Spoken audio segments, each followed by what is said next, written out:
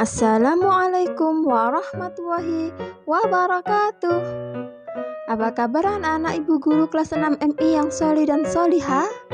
Semoga sehat walafiat ya. Anak-anak, kita akan belajar rangkuman materi Al-Quran Hadis kelas 6 semester 1 sebagai persiapan SAS atau PAS yang meliputi bab 1 belajar surat Al-Alaq, bab 2 belajar surat Al-Qadr, bab 3 belajar hukum bacaan ro, dan bab 4 belajar hadis tentang keutamaan berbagi. Perhatikan dan amati sampai akhir video ya, supaya anak-anak paham dan mengerti. Jadi, jangan sampai terlewat. Sebelum mulai belajar, anak-anak duduk dengan baik dan awali dengan berdoa kepada Allah agar bisa belajar dengan baik. Rangkuman materi bab 1. Belajar surat Al-Alaq. Quran surat Al-Alaq. Nama surat Al-Alaq diambil dari ayat kedua. Surat Al-Alaq adalah surat yang ke-96. Surat Al-Alaq tergolong surat Makkiyah. Al-Alaq artinya segumpal darah. Quran surat Al-Alaq di dalamnya terdapat wahyu yang pertama kali turun, yaitu ayat 1-5. Ayat ini turun bertepatan dengan malam 17 Ramadan ketika Nabi Muhammad bertahanut di Gua Hiro. Oleh karena itu, pada setiap tanggal 17 Ramadan kita peringati sebagai nuzulul Quran. Malam turunnya Al-Quran disebut dengan nuzulul Quran. Isi kandungan Quran surat Al-Alaq. 1. Kita diperintahkan membaca untuk mempelajari ilmu pengetahuan, baik ilmu umum maupun ilmu agama. 2. Manusia diciptakan Allah dari segumpal darah. 3. Manusia seringkali melupakan kenikmatan dari Allah ketika merasa dirinya kaya dan berkecukupan. Bahkan, ia menjadi takabur dan menganggap orang lain rendah karena merasa orang lain tidak ada yang mampu menandinginya. Allah pasti akan mengadabnya. 4. Peringatan kepada Abu Jahal yang pernah melarang Nabi Muhammad untuk melaksanakan sholat. Namun, kenyataannya setelah Abu Jahal melihat Nabi Muhammad sedang sholat, ia mundur tidak bisa mendekati Rasulullah, apalagi sampai menginjak leher dan membenamkan wajahnya, karena dia merasa ada parit dari api yang menakutkan dan menyala-nyala. Rangkuman materi bab 2. Belajar surat Al-Qadr. Quran surat Al-Qadr. Surat Al-Qadr adalah surat yang ke-97. Nama surat Al-Qadr diambil dari ayat yang ke-1. Al-Qadr artinya kemuliaan. Malam Lailatul Qadar adalah malam kemuliaan yang lebih baik daripada 1000 bulan. Asbabun nuzul Quran surat Al-Qadr. Sebab turun atau asbabun nuzul ayat ini menurut Imam Ibnu Jarir dalam sebuah hadisnya menceritakan bahwa di kalangan orang-orang Bani Israel ada seorang laki-laki yang setiap malam selalu beribadah. Kemudian pada siang harinya ia selalu berjihad melawan musuh-musuh Allah sampai sore hari. Hal ini ia lakukan sampai 1000 bulan secara terus-menerus. Hal ini membuat kaum muslimin merasa takjub. Kemudian Allah menurunkan surat Al-Qadr yang menegaskan bahwa beramal soleh pada malam Lailatul Qadar itu pahalanya jauh lebih baik dan besar daripada amalan yang dilakukan selama 1000 bulan oleh seorang laki-laki dari Bani Israel tersebut. Isi kandungan Quran surat Al-Qadr. Ayat 1 menjelaskan bahwa Allah telah menurunkan Al-Quran dari Lauh Mahfuz ke langit dunia pada malam Qadar. Ayat 2 berisi pertanyaan Allah terhadap Nabi Muhammad. Apa malam kemuliaan itu? Namun Nabi Muhammad tidak mampu untuk menjelaskannya.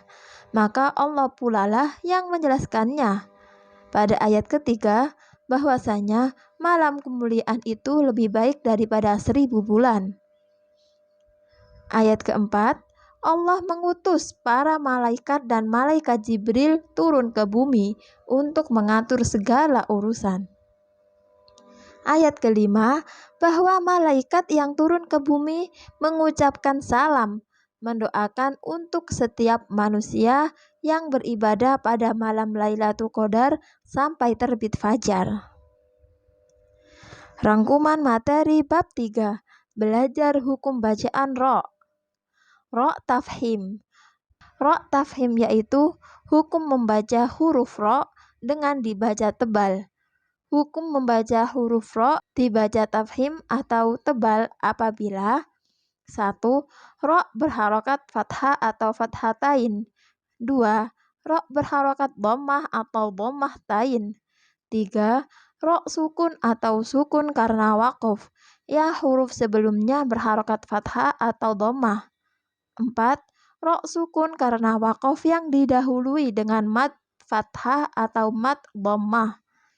5. Ro sukun karena waqaf sebelumnya huruf sukun dan sebelumnya lagi huruf yang berharokat fathah atau dhammah. 6. Ro sukun karena waqaf didahului dengan huruf isti'la yang sukun. 7. Ro sukun sebelumnya kasroh dan setelahnya huruf isti'la yang hidup.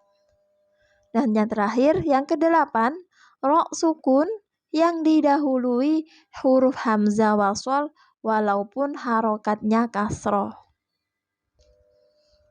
Ro tarkik. Ro tarkik yaitu hukum membaca huruf ro dengan dibaca tipis. Hukum membaca huruf ro dibaca tarkik atau tipis apabila 1. Ro yang berharokat kasroh baik pada awal kata, pertengahan kata, atau akhir kata, pada kata kerja atau fiil, ataupun pada kata benda atau isim. 2. Ro yang sebelumnya terdapat ya sukun. Dan yang ketiga, ro sukun yang huruf sebelumnya berharokat kasroh yang asli dan sesudahnya tidak berupa isti'la. Jawazul wajhain. Jawazul wajhain adalah ro yang boleh dibaca tebal atau tipis. Di Al-Quran ada 7, yaitu kullu firqin, ainal qitri, misra, wa nudur, fa asri, an asri, ida yasri. Huruf isti'la. Huruf isti'la ada 7 macam, yaitu qaf, do, to, bod, shod, ghain, dan kha. Ketujuh huruf tersebut apabila dikumpulkan dalam kata berbunyi khusso, do, tin, qid. Rangkuman materi bab 4, belajar hadis tentang keutamaan berbagi. Hadis keutamaan memberi.